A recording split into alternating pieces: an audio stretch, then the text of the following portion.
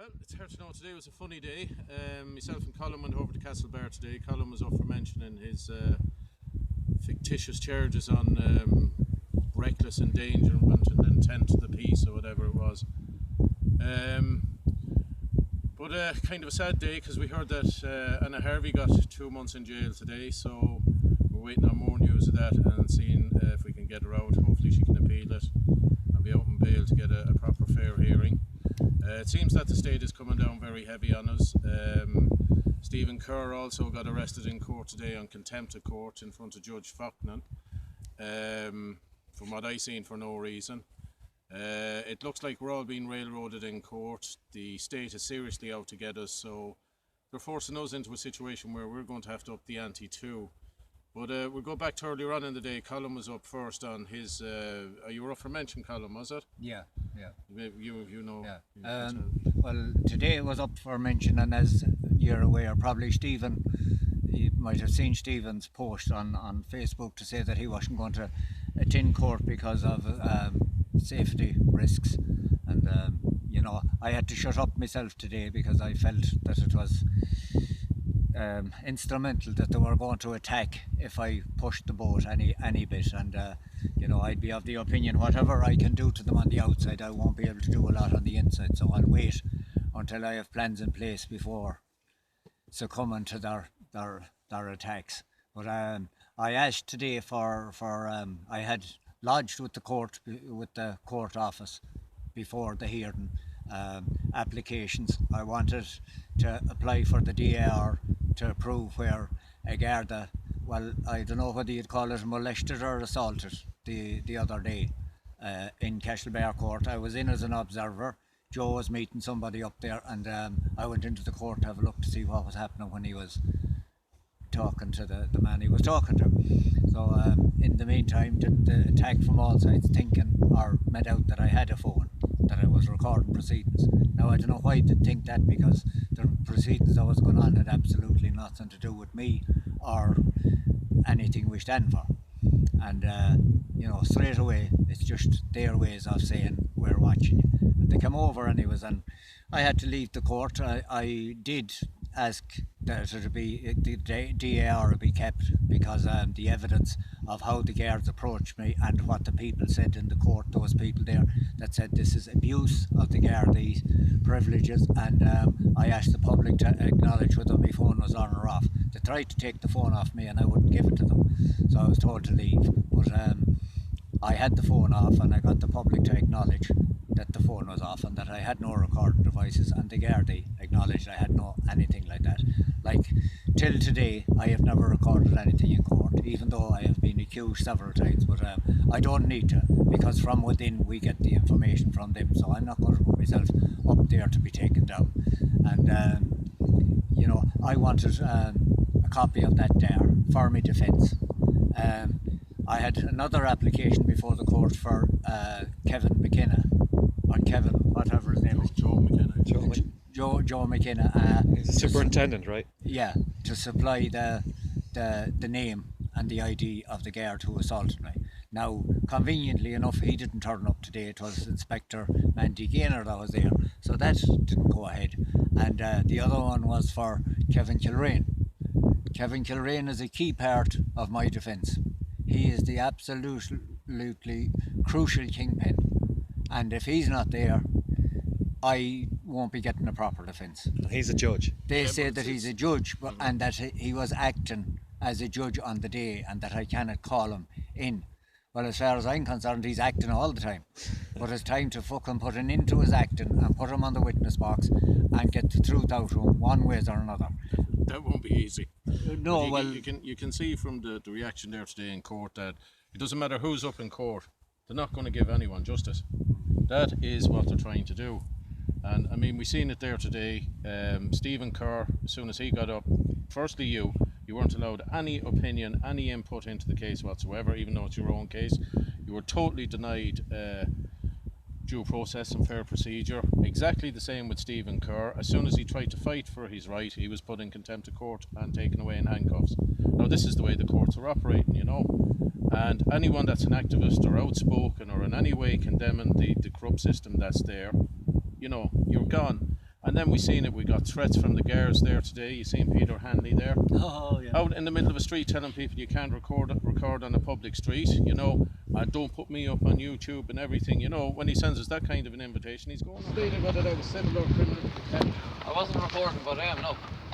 I'm telling you, that's Yeah. put it up on Yeah, you don't tell us anything, you ask us. You request us, you haven't got the power to instruct us. You can ask us and check up your regulations on that again. Yeah. Lord save us, Peter, you're going to be an awful stare altogether. Is that important? As soon as Vincent Dean, the state solicitor, who you can see the evilness in his eyes. He's the DPP state solicitor, so we know the corruption that goes on within the DPP. You can see it in his arse as well, it's striking on the ground. But as soon as he seen me today, he was in and out running to get paperwork. Last week or 2 weeks ago, I won a case against the MBCI where all property was to be returned. And today I was awarded €200 in expenses. You were there, Colm. And today he handed me a summons that they were appealing the €200 expenses. Now that's how petty he is. So I'm sorry, I have to laugh because I know that if they do go through with this case and appeal against it, I know it's going to cost thousands. Thousands, yeah. Thousands for the sake of €200. And they don't care that it's the taxpayers paying for it, you know. And I mean, today we got our stuff back. We went into Ballina Barracks. That was taken in a robbery, I'll call it, because they had no warrant when they raided the house in January 2015, and half the stuff is missing. You wouldn't let us in. No, they said they didn't want to process. They wouldn't be able to count. There was only 2 of us going in.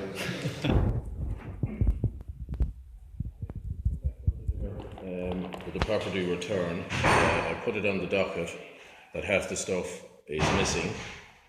All my records, integrity files are missing.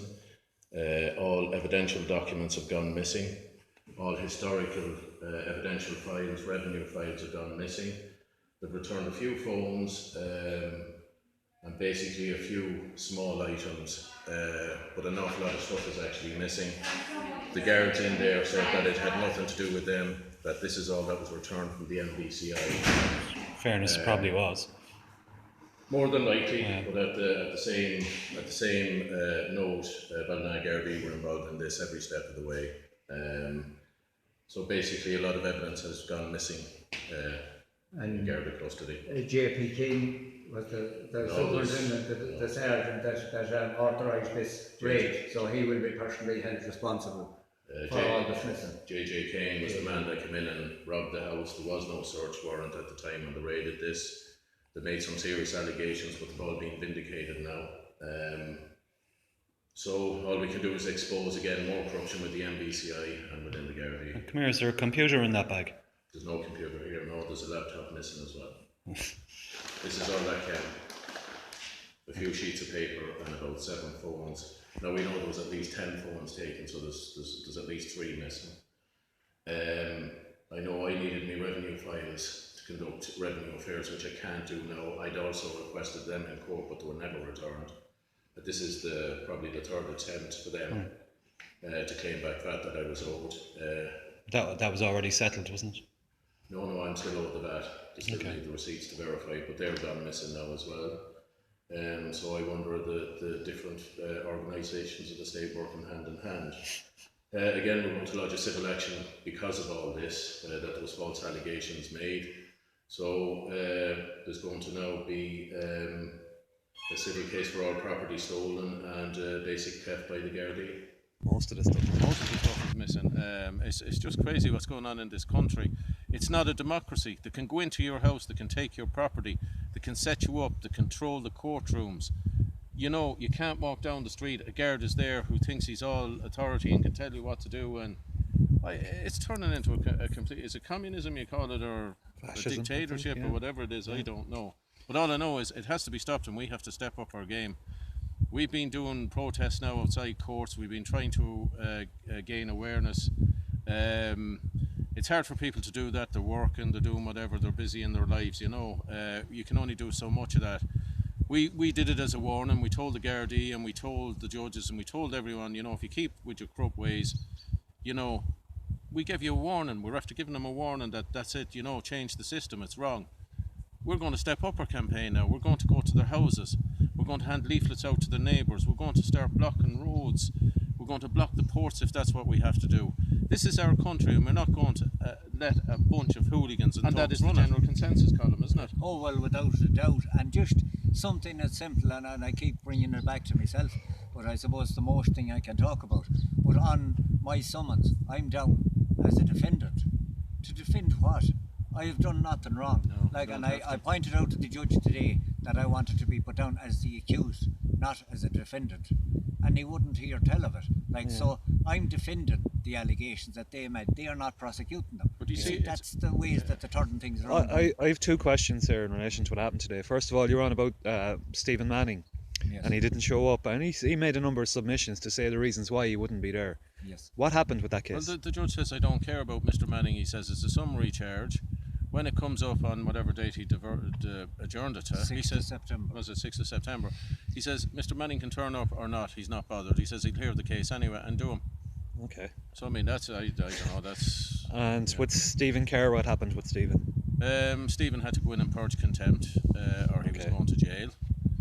So faced with that opportunity, he probably had no choice. He did it, even though I don't believe he had done anything wrong, and he knew he had done nothing wrong. Basically, the judge said today that Stephen had applied for his phone back, a property application to get his phone back.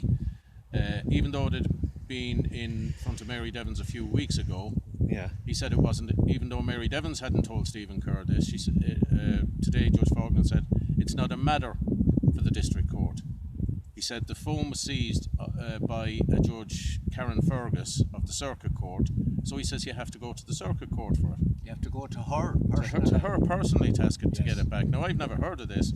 You know, I don't know, it all seems very strange. The goalposts change when it suits them, you know. I was just And going to say God that. forgive Yeah. if anyone sort of had it in them and have a relationship or a baby with her and she wasn't able to turn up in court, would he have to wait another year for? Yeah. But just one thing I want to say on this contempt, and myself and Wayne Nash were arrested and put in jail for it a few weeks ago. And just to explain what contempt is, and it's non-existent, what they're saying about contempt, it's where a judge says that you're being cheeky or whatever in court, right? He's making the allegation, then he hears the case on you, and then he jails you. Yeah, so you You can't know, have all those You roles. can't have all that, so there's no such thing as contempt. Just European Convention Yeah. on Human Rights, Article Yeah. 6, I think, says that you cannot. Yeah. well, there's two things on contempt I want to point out. First of all, there's two types of contempt in Civil or court. criminal, yeah. And the first type is when a judge, for example, makes an order that you have to vacate your property, even though no judge will. But just say he did, and you didn't vacate your property, then technically you're in contempt of that order, i.e. contempt of court. But the one that we're talking about today is when apparently you go in and insult the court or the judge. Now, Yeah. I've been told neither of those things happened today. None of them. No. None of them. Stephen Kerr was applying to get his property, which was seized off him illegally without a warrant, It was robbed off him, yeah. stolen off him, Yeah. and all to cover up Yeah. other crimes that have been committed. Yeah. And they're making it as difficult as possible for him. And if he questions anything in it, he's in contempt of court. Now, what kind of system is that? We've no system.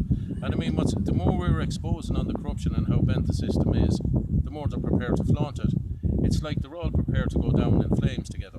Right. And if that's the way they want to be, there's a lot of us rising up that'll light the fire, That's for sure. you know, because enough is enough. I mean, we're getting in maybe 5 cases a day here at the minute and trying to help people, you know, and it's from people having... One man was there, he had 35 staples put in his head from a beating he got in the Garda cell. There's every kind of a crime coming to us, and the guards are the criminals. People are not being attacked by anyone else in the street. It's just the Gardaí.